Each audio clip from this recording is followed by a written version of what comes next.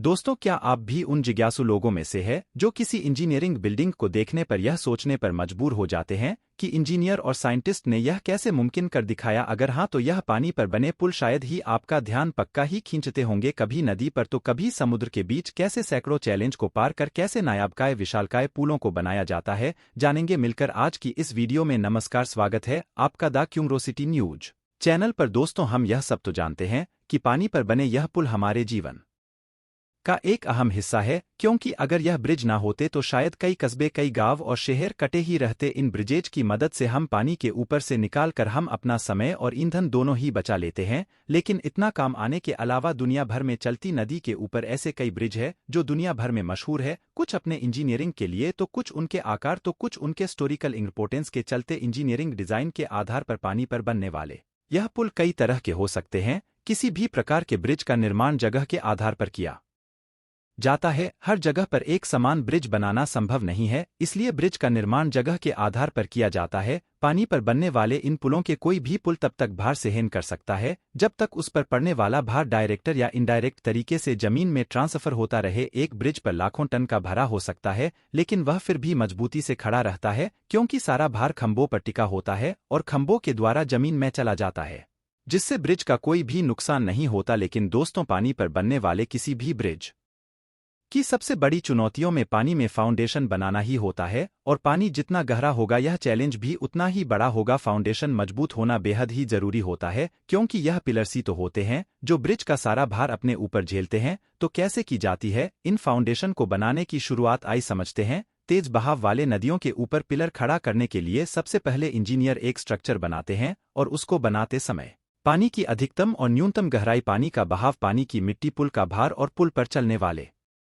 वाहनों का भार आदि बारीक से बारीक चीजों का हिसाब रखा जाता है। इस प्रकार पुल की नींव का प्रकार तैयार किया जाता है, इसके हिसाब से नींव बनाई जाती है। इस नींव को कॉफर डैम कहते हैं। पिलर बनाने के तरीके के हिसाब से कभी कॉफर डैम का स्ट्रक्चर कभी सर्कल में होता है तो कभी स्क्वायर में। अब सवाल यह है कि आखिर यह कॉफर डैम बनता कैसे है? कॉफर डैम को बनाने के लिए स्टील के लंबे लंबे पीस एक स्ट्रक्चर पर फिट किए जाते हैं, जिसमें इन्हें एक सर्कल या स्क्वायर शेप दी जाती है, और जब यह बनकर तैयार हो जाते हैं तो इन्हें पानी में के अंदर डाल दिया जाता है। दोस्तों, इस स्ट्रक्चर को पानी के अंदर बड़ी बड़ी मशीनों की मदद से धीरे धीरे बड़ी एहतियात से पानी के अंदर डाला जाता है, ताकि यह उसमें अच्छी तरीके से सेट हो जाए, और फिर मोटर और पंप की मदद से इस स्ट्रक्चर के अंदर के पानी को बाहर निकाल दिया जाता है, जिससे स्ट्रक्चर के बीच के पानी निकल जाने की वजह से सूखी जगह बच जाती है। और फिर इस जगह में पिलर बनाने का काम शुरू कर दिया जाता है, जहां कहीं वर्कर्स मिलकर पिलर बनाने का काम शुरू कर देते हैं। हालांकि इस तरह से हर जगह पिलर नहीं बनाए सकते,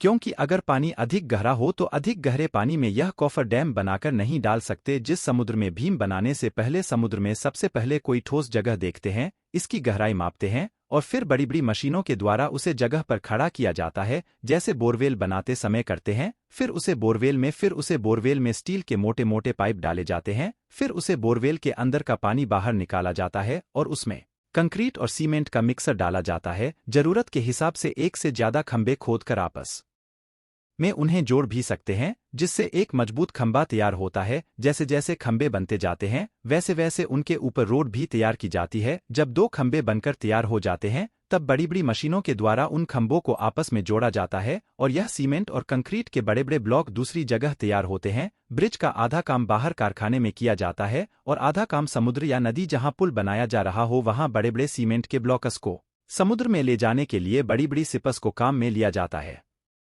वहां पहुंचने के बाद इन ब्लॉक को क्रेन के द्वारा ऊपर उठाया जाता है, और फिर स्टेप बाय स्टेप ब्रिज का निर्माण किया जाता है। वही दोस्तों, कई सिचुएशन में फ्लूट इन कॉफर डैम्स भी बनाए जाते हैं, जिनके नीचे या तो कुछ ऐसी मशीन सेट कर दी जाती है जो पानी में तैरती हो, या फिर जहाज की मदद से इन्हें एक जगह से दूसरी जगह ले जाया जाता है, जिसके बाद इनको रोटेट करके पानी के अंदर डाल दिया जाता है। दोस्तों, इस पूरी प्रक्रिया में काफी समय लगता है, और यह काम थोड़ा खतरनाक भी होता है। लेकिन दोस्तों, जितने भी लोग इस काम में लगे रहते है वह काफी प्रोफेशनल होते हैं, चाहे फिर वह वर्कर हो या इंजीनियर, सभी को इन कामों का बहुत अनुभव होता है। इसके बाद ही उनको इतने जटिल प्रोजेक्ट्स पर काम करने के लिए भेजा जाता है, क्योंकि अगर यह ब्रिज किसी नौसिखिए के द्वारा बनाया जाए, इसका खामियाजा कई लोगों की मौत से भुगतना पड़ सकता है। अब अपने देश में ही स्थित मुंबई के ही बांद्रा वर्ली सी लिंक ब्रिज को ही ले लीजिए। इस 5.6 किलोमीटर लंबे स्टील के स्ट्रक्चर को इंजीनियरिंग का बेहतरीन नमूना कहा जाता है, लेकिन पानी के ऊपर इसे बनाना आसान नहीं था। यह एक बहुत